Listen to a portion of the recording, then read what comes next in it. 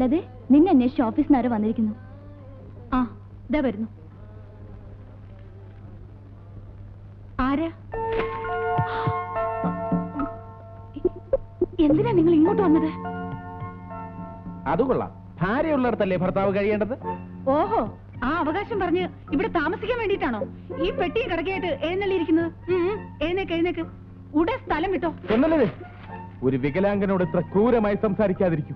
വാടക കൊടുക്കാനില്ലാത്തതിന്റെ പേരിൽ എന്നെ ലോഡ്ജിൽ നിന്നും ഇറക്കി വിട്ടിരിക്കുകയാണ്. ഈ അവസ്ഥയിൽ ഞാൻ എങ്ങോട്ടെങ്കിലും പോയാൽ എന്നെ ശുശ്രൂഷിക്കാൻ ആരുണ്ട്? ആഹാരം വെച്ചു തരാൻ ആരുണ്ട്? മരുന്ന് വാങ്ങിത്തരാൻ ആരുണ്ട്? നിങ്ങൾ എന്തൊക്കെയാ മനുഷ്യ ഈ പറയുന്നത്? അപ്പൊ ഞാൻ ഈ പറഞ്ഞൊന്നും സ്വർണ്ണലതയ്ക്ക് മനസ്സിലായിട്ടില്ല. എനിക്കൊന്നും കേൾക്കണ്ട.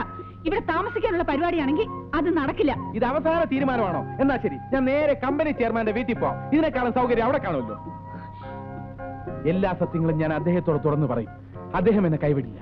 അത് ശരി, നിങ്ങൾ എന്നെ ബ്ലാക്ക് മെയിൽ ചെയ്യാൻ ശ്രമിക്കുകയാണോ? ബ്ലാക്ക് മെയിലോ ഗ്രീൻ മെയിലോ മദ്രാസ് മെയിലോ, ജീവിക്കാൻ വേണ്ടി ഞാൻ എന്തും ചെയ്യും, ഏത് വേഷവും കിട്ടും. നിന്റെ കമ്പനിയിൽ എനിക്കൂടെ ഒരു ജോലി ശരിയാക്കി തരുന്നവരെ ഞാൻ ഇവിടുന്ന് പോകുന്ന പ്രശ്നമില്ല. ഓഹോ, തീരുമാനിച്ചു കഴിഞ്ഞു. എന്നാ നമുക്ക് കാണാം. ഒന്നി രണ്ടുപേർക്കും ജോലി, അല്ലെങ്കിൽ ആർക്കും ജോലി വേണ്ട. എന്താ ഇത്? ആ ചായ ഇങ്ങനെ തന്നേക്കും. താങ്ക്സ്. ഇനി വാ, വന്നിരിക്കുന്നു.